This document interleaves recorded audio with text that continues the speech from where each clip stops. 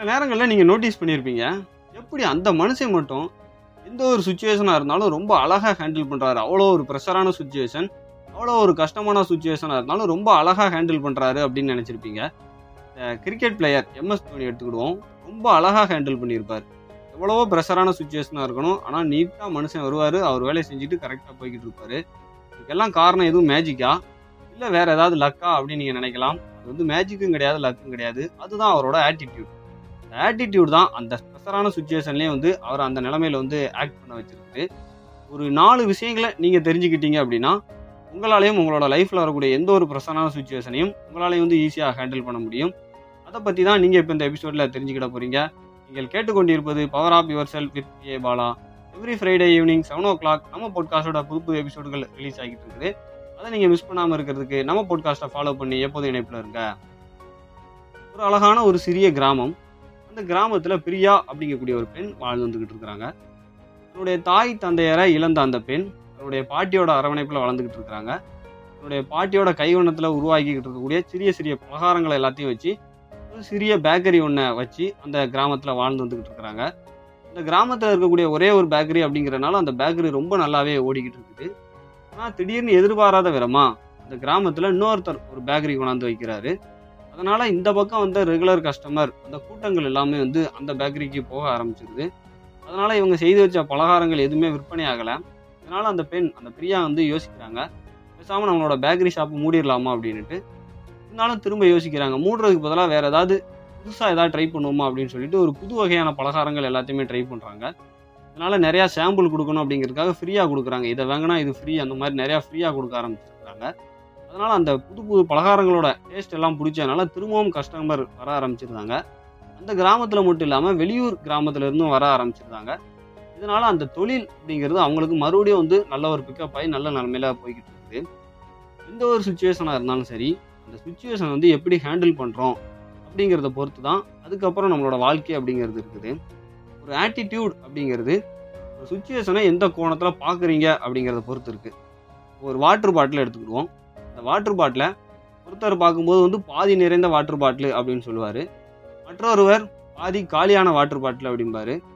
இப்போ உங்கள் முன்னால் ஒரு வாட்டர் பாட்டிலை நான் வைக்கிறேன், நீங்கள் என்ன ஆன்சர் சொல்கிறீங்க அப்படிங்கிறத பொறுத்து உங்களோட ஆட்டிடியூட் என்ன அப்படிங்கிறத என்னால் சொல்ல முடியும். ஒரு பர்சன் ஒரு பார்வை அவர் வந்து ஒரு கோணத்தில் அந்த ஒரு சுச்சுவேஷனை பார்க்குறாரு அப்படின்னா அதை எப்படி ரியாக்ட் பண்ணுறாரு அப்படிங்கிறத பொறுத்தது தான், அதுதான் வந்து அவரோட ஆட்டிடியூட் அப்படிங்கிறது. இந்த வாழ்க்கை அப்படிங்கிறது 10% உங்களுக்கு என்ன நடந்தது அப்படிங்கிறது, மீதி இருக்கக்கூடிய 90% நீங்கள் எப்படி வந்து ரியாக்ட் பண்ணுறீங்க அப்படிங்கிறத பொறுத்து தான் உங்களோட வாழ்க்கையே இருக்குது. அந்த ரியாக்ஷன் அப்படிங்கிறத உங்களோட ஆட்டிடியூட், அதை டிபெண்ட் பண்ணி தான் நீங்கள் எப்படி ரியாக்ட் பண்ணுறீங்க அப்படிங்கிறது இருக்குது. சப்போஸ் நீங்கள் ஒரு இன்டர்வியூ அட்டன் பண்ண போகிறீங்க, அந்த இன்டர்வியூவில் வந்து நீங்கள் செலக்ட் ஆகிட்டீங்க, நீங்கள் போங்க, உங்களோட அப்பாயின்மெண்ட் ஆர்டர் வந்து உங்களுக்கு வந்து மெயில் பண்ணுவாங்க அப்படின்னு சொல்கிறாங்க. சரி அப்படின்னு சொல்லிட்டு நீங்களும் வந்துடுறீங்க. ஒரு வாரம் ஆயிடுச்சு, உங்களோட அப்பாயின்மெண்ட் வரல. திரும்பவும் ஒரு வாரம் ஆயிடுச்சு. இதனால் நீங்கள் கால் பண்ணி கேட்குறீங்க. அப்போ அவங்க என்ன சொல்கிறாங்கன்னா, இல்லைங்க வேற ஒரு பர்சனை இந்த பொசிஷனுக்காக ரெக்யூர் பண்ணிட்டோம் அப்படின்னு அவங்க சொல்கிறாங்க. அந்த நேரத்தில் நீங்கள் எப்படி ரியாக்ஷன் பண்ணுவீங்க? அது உங்களோட ஆட்டிடியூட் தான். ஒன்று இல்லை அப்படின்னு சொல்லிட்டு ஆல்ரெடி நீங்கள் என்கிட்ட என்ன சொன்னீங்க, என்னை செலக்ட் பண்ணிட்டீங்க, அப்பாயின்மெண்ட் வரும்னு தானே சொன்னீங்க, இப்போ ஏன் வந்து இன்னொரு பர்சன் எடுத்தீங்க அப்படின்னு சொல்லி நீங்கள் அவங்ககிட்ட ஆர்கியூ பண்ணலாம். இல்லையா, ஓகே ஒரு பெட்டர் ஆப்பர்ச்சுனிட்டி கிடைக்கும் அப்படின்னு சொல்லிட்டு உங்களோட அடுத்த ஆப்பர்ச்சுனிட்டிக்கு நீங்கள் உங்களை வந்து தயார் பண்ணலாம். இந்த சுச்சுவேஷனை நீங்கள் எப்படி ரியாக்ட் பண்ணுறீங்க அப்படிங்கிறது உங்களோட ஆட்டிடியூடை பொறுத்துது. ஸோ ஒரு சுச்சுவேஷனை எப்படி ஹேண்டில் பண்ணலாம், ஒரு சரியான ஆட்டிடியூட், ஒரு பாசிட்டிவான ஆட்டிடியூடை எப்படி வந்து ஃபீல் பண்ணலாம் அப்படின்னா ஒரு 4 விஷயங்கள் தான். முதல்ல எங்கேருந்து ஆரம்பிக்குது அப்படின்னா அது உங்களோட மைண்ட் செட்டில் இருந்து ஆரம்பிக்குது. உங்களோட மைண்ட் செட்டில் நீங்கள் என்ன எண்ணங்கள், உங்களோட சிந்தனைகள், அதை பொறுத்து தான் உங்களோட ஆட்டிடியூடே ஸ்டார்ட் ஆகுது. ஒரு மனுஷனோட தாட், அதாவது அவனோட சிந்தனை தான் அவனுக்கு வந்து ஒரு ஃபீலிங்ஸ், ஒரு உணர்ச்சியை கொடுக்குது. இந்த உணர்ச்சிகளை பொறுத்து தான் அவனோட ஆக்ஷன், அவனோட முடிவுகள் இருக்குது. ஸோ நீங்கள் உருவாக்கக்கூடிய அந்த சிந்தனைகள், உங்களோட தாட்ஸ் எல்லாமே எப்படி இருக்கணும் அப்படின்னா ஒரு நேர்மறையான, அதாவது பாசிட்டிவான தாட்ஸ் இருக்கணும். எப்போ வந்து பாசிட்டிவான தாட்ஸோடு இருக்கீங்களோ உங்களோட செயல்களும் வந்து ரொம்ப பாசிட்டிவாக இருக்கும். முதல்ல உங்களோட மைண்ட் செட்டில் வரக்கூடிய சிந்தனைகள் எல்லாத்தையுமே வந்து ரொம்ப பாசிட்டிவாக வச்சுக்கணும். உதாரணத்துக்கு சொல்ல போனோம்னா நீங்கள் ஸ்டேஜ் ஏறி பேசணும். அப்படி பேச போகும்போது நீங்கள் உங்களோட மைண்டில் வந்து ஸ்டேஜ் ஏறி பேசும்போது எப்படி பயப்படுவோம், நம்ம வந்து பேசுகிறது எப்படி ரியாக்ட் பண்ணுவாங்க, நம்ம என்னெல்லாம் பண்ணுவோம் இப்படின்னு சொல்லிட்டு நீங்கள் நெகட்டிவாக திங்க் பண்ணிக்கிட்டே போனீங்க அப்படின்னா உங்களால் அந்த ஸ்டேஜில் ஏறி பேச முடியாது. இதுவே வந்து நீங்கள் ஸ்டேஜில் ஏறி நின்று நல்லா கான்ஃபிடென்ட்டாக பேசிக்கிட்டு இருக்கீங்க, நீங்கள் பேசுகிறத பார்த்து நிறைய பேர் கிளாப் பண்ணுறாங்க, இப்படிலாம் நீங்கள் சிந்திச்சுட்டு போனீங்க அப்படின்னா உங்களோட செயல் வந்து அதுக்கேற்ற மாதிரி பாசிட்டிவாக இருக்கும். ஃபஸ்ட்டு உங்களோட சிந்தனை அதை மாற்றணும் அப்படிங்கிறது தான் வந்து ஆட்டிடியூடில் முதல் இம்பார்ட்டன்ட். ரெண்டாவது அவேர்னஸ். எந்தெந்த இடத்துல நீங்கள் எப்படி எப்படி வந்து உங்களோட ஆட்டிடியூட் இருக்குது, எந்த சூழ்நிலை வருமோ நம்ம எப்படி வந்து சேஞ்ச் ஆகிட்டு இருக்கக்கூடியதை நீங்கள் வாட்ச் பண்ணிக்கிட்டே இருக்கணும். உங்களோட அவேர்னஸ் அப்படிங்கிறது உங்கள் ஆட்டிடியூட் மேலே இருக்கணும். எந்த இடத்துலலாம் உங்களுக்கு வந்து ஒரு சரியான ஆட்டிடியூட் இல்லைங்கிறீங்களோ அது எல்லாத்தையும் ரீப்ளேஸ் பண்ணணும், அதாவது மாற்றணும்.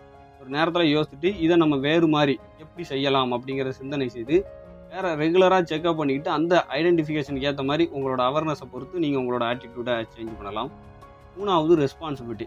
உங்களை சுற்றி இருக்கக்கூடிய எந்த ஒரு விஷயத்தையும் உங்களால் மாற்ற முடியாது. உங்களால் மட்டும் இல்லை, என்னாலையுமே இல்லை, யாராலையுமே மாற்ற முடியாது. அவங்கள சுற்றி நடக்கக்கூடிய எந்த ஒரு விஷயத்தையும் யாராலையும் மாற்ற முடியாது. ஆனால் அந்த விஷயங்களுக்கு எப்படி எதிர்கொள்ளலாம் அப்படிங்கிறத அவங்க தான் ரியாக்ட் பண்ணணும். அதாவது இப்போ உங்களுக்கு வந்து ஒரு பிரச்சனை வந்துருச்சுன்னா அது எப்படி நீங்கள் வந்து ரியாக்ட் பண்ணுறீங்க அப்படிங்கிறது உங்களோட ரெஸ்பான்சிபிலிட்டி. அந்த ரெஸ்பான்சிபிலிட்டியை நீங்கள் எடுத்துக்கணும்.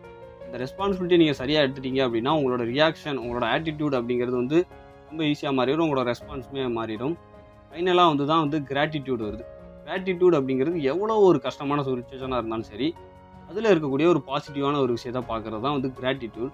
எந்த பிரச்சனையாக இருந்தாலும் பரவாயில்ல, இந்த இடத்துல ஒரு சின்ன ஒரு பாசிட்டிவான ஒரு விஷயம் இருந்திருக்குல்ல, அதை பாருங்கள். அப்படி நீங்கள் பாசிட்டிவாக பார்க்குறதுனால என்ன ஆகும் அப்படின்னா உங்களோட ஆட்டிடியூட் எப்போதுமே வந்து வரக்கூடிய பிரச்சனைகள் எல்லாத்துலேயும் வந்து பாசிட்டிவாக பார்க்க ஆரம்பிச்சிருங்க. இந்த பாசிட்டிவான விஷயங்கள் நீங்கள் பார்க்குறதுனால உங்களோட ஆட்டிடியூடு வந்து பாசிட்டிவாக ஆக ஆரம்பிச்சிடும். இந்த ஆட்டிடியூடோட சீக்ரெட் எங்கே இருக்கும் அப்படின்னா உங்களோட சிந்தனைகளும் உங்களோட ப்ராக்டிஸையும் நீங்கள் பண்ண ஆரம்பிச்சிங்க அப்படின்னா எந்த ஒரு ஆட்டிடியூடையுமே உங்களால் மாற்ற முடியும். ஒரு சரியான ஆட்டிடியூடோட நீங்கள் எல்லா விஷயங்களையும் எதிர்கொண்டீங்க அப்படின்னா உங்களோட லைஃப் வந்து ரொம்ப பர்ஃபெக்டாக இருக்கும். உங்களோட ஆட்டிடியூடு தான் உங்களோட எல்லா சிந்தனைகளுமே வந்து உருவாக்குது அப்படின்னு சொல்லி நான் இப்போ இந்த எபிசோட நிறைவு செய்கிறேன். நம்ம பாட்காஸ்ட்டை பற்றிய கருத்துக்களை நீங்கள் ஃபேஸ்புக், இன்ஸ்டாகிராம், லிங்க்டின்ல பாலா அப்படிங்கிற ப்ரொஃபைலை நீங்கள் எனக்கு எப்போதுமே வந்து மெசேஜ் பண்ணலாம். எப்போதும் இணைந்திருங்கள். பவர் ஆப் யுவர் செல்ஃபுடன் அடுத்த எபிசோடில் உங்களை சந்திக்கிறேன். மிக்க நன்றி.